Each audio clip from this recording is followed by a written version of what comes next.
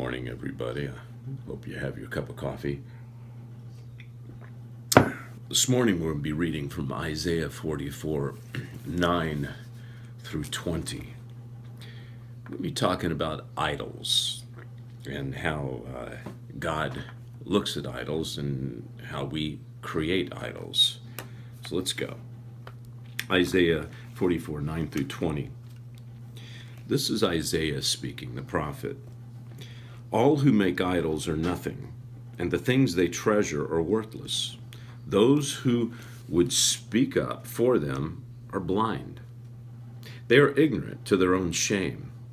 Who shapes a god and casts an idol which can profit nothing? People who do that will be put to shame. Such craftsmen are only human beings. Let them all come together and take their stand. They will be brought down to terror and shame. Now this is where it gets good. This is Isaiah telling us how it's done. The blacksmith takes a tool and works with it in the coals. He shapes an idol with hammers. He forges it with the might of his arm. So he basically a blacksmith takes a tool, something that came from the ground, and he uses coals and something else that came from the ground, from the earth, which, by the way, God created, and he begins to make an idol which he can worship. Talking about the blacksmith, he gets hungry and he loses his strength. He drinks no water and grows faint. Now, the carpenter measures with a line and makes an outline with a marker. He roughs it out with chisels and marks it with compasses. He shapes it in human form in all its glory, and it may dwell in a shrine. Okay, he cuts down cedars, or perhaps took a cypress or oak.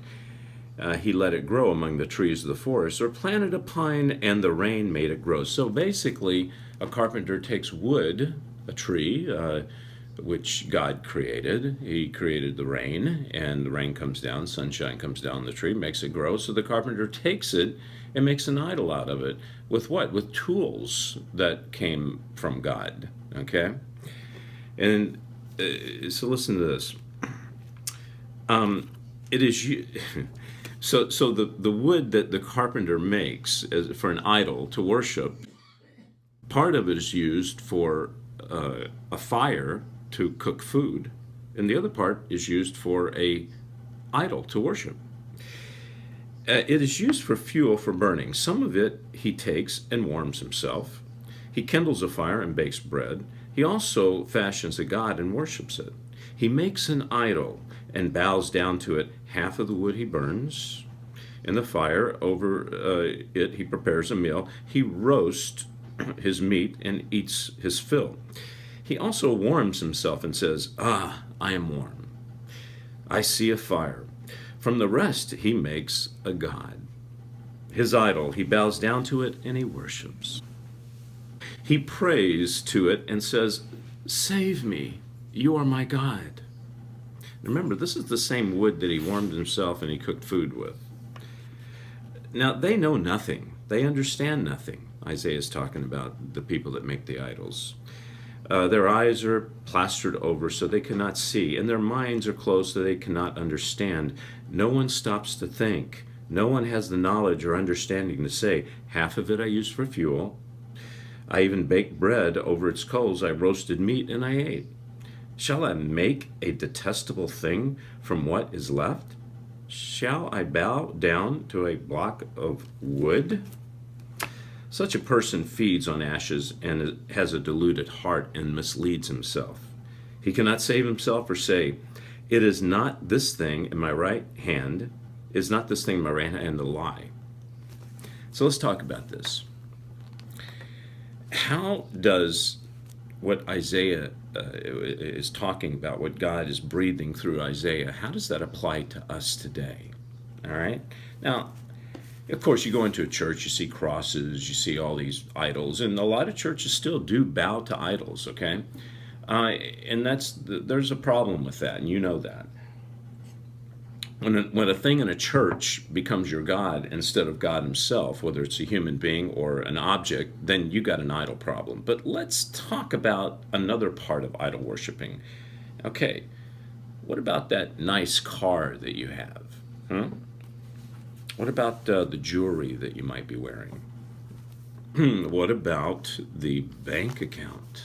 That bank account that we look at every other day to see how much money we have in there, if we do have money in it. So how about sports? How about a relationship? How about the performers, the songs, the actors, the movies, anything that we are proud of that we leave God out of? We're proud of, but we leave God out of. The things we spend most of our time with, more time with these things, thinking about them, obsessing with them, than we do God. All right? I'm guilty of it. You're guilty of it. We are. All are guilty of it. We're human beings like Isaiah's talking about. He's talking about in their day the blacksmith making the idols, but yet using the same materials to cook and to warm ourselves with. Well, that car that's made, that's the same metal that's used on the lever to flush the toilet.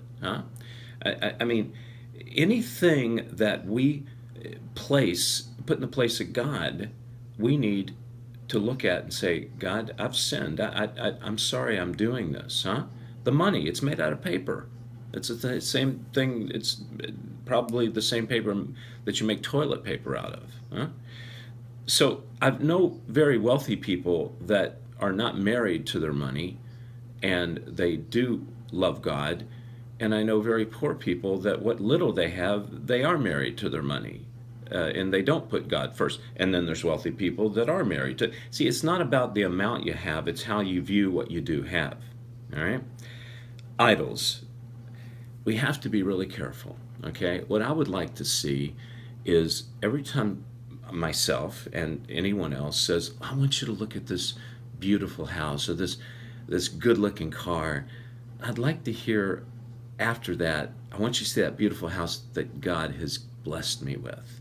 I want you to see my great car that God has given me. You see, if we acknowledge that it came from God, it's a blessing to us from God, I guarantee you that you will have many more material possessions if you don't make it an idol than you will if you make what little you have as an idol.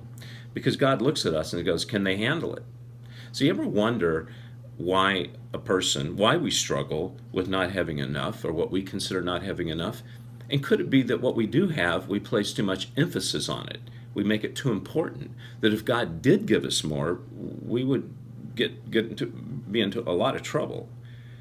But yet, if we don't make it an idol, if we don't place a lot of importance on it, I believe God would give us just that much more that we could bless other people with. Great study this morning, and hope you're enjoying your coffee.